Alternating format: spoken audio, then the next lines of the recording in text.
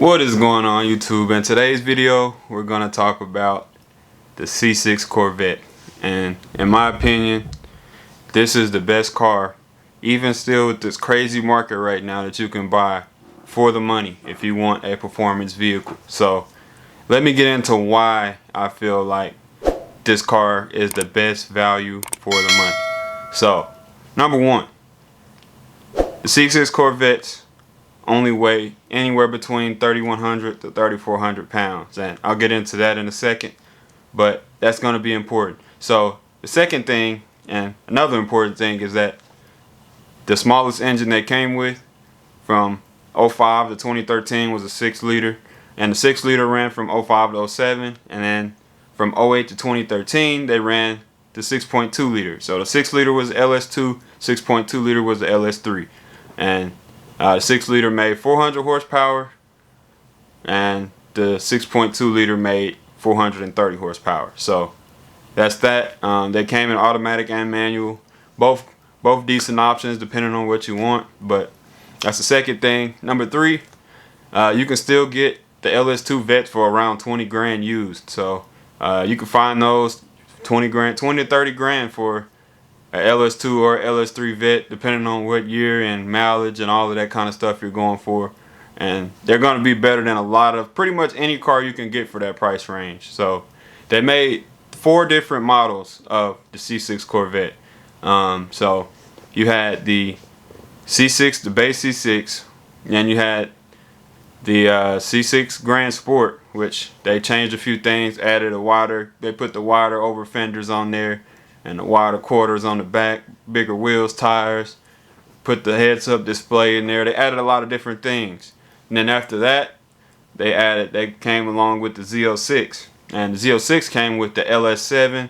It made 505 horsepower, and it was just a great car. And the Z06 only weighed 3,100 pounds, which was the lightest out of all the variations of Vets you can get, with the biggest engine. So that is probably the best car you can buy, but those cost somewhere around 40 grand right now. Then after the Z06 came the ZR1.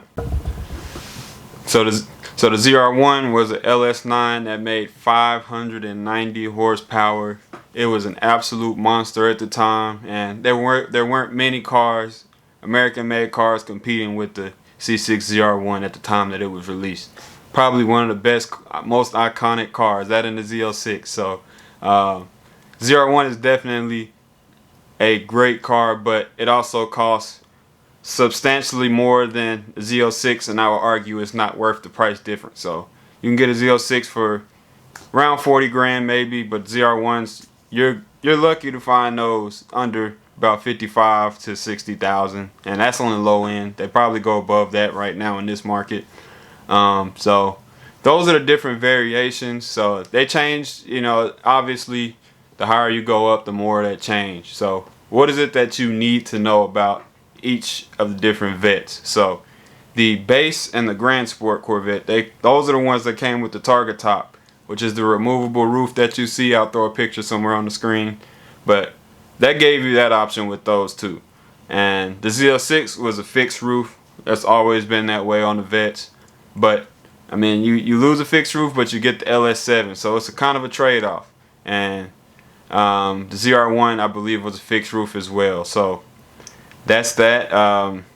Obviously the ZR1 is the best performing stock, but you throw a Pro Charger on a Z06 or you go full bolt-ons on a Z06, you can make 600 wheel full bolt-ons. With the LS3s, you could get anywhere from 400 to 500 wheel in a full bolt-ons, and the LS2s, you could get over 400 wheel full bolt-on as well. So you really don't have a bad option. It just depends on your budget, honestly. Whatever your budget is going to determine which car you get. If you don't mind having the base LS2 Vet, then there's nothing wrong with buying one of those. You go full bolt-on, you're going to be faster than a lot of cars still. So it's you have a lot of options with Corvettes, and the prices vary along with those options. So those are the basic things you need to know. So let's get into the next things that you need to know. Number 2 is that Corvettes have a 50-50 weight distribution, which That is very good, because if you're taking the car around the track, the car is going to be very even. It's going to track very well. Drag racing, the car is great too. You know, it has 50-50 weight distribution, so it makes it a good all-around car for a lot of different things. Next is the gas mileage. So for at least the LS2s and LS3s, so that's be your C6 bases and your Grand Sports, these things are known to get closer to 30 miles per gallon on the highway. And if you don't believe me, I'll throw it on the screen right here. I'll throw some evidence right here that you can get 25 plus miles a gallon out of a C6 base, maybe even a Grand Sports, but for the base for sure, you can get closer to 30 miles a gallon, which is absolutely insane. Obviously, if you mod it, it's going to be different, but for the base model stock, you get a lot of gas mileage for my people who don't really care to mod them. So that's also another crazy thing. Another interesting fact you might need to know is that the transmissions in these cars sit in the back.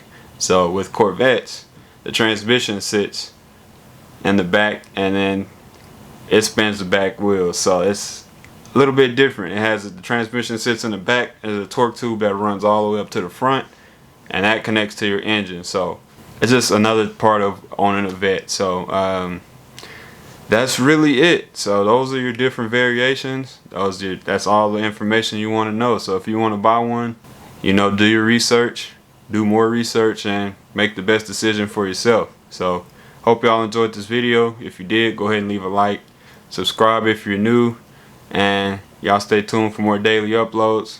I'm going to continue them until I get too busy to do them. That's just how it's going to be for right now. So I hope y'all enjoying them, and if y'all are, go ahead and let me know in the comments. But as always, y'all take it easy, and I will catch y'all on the next video.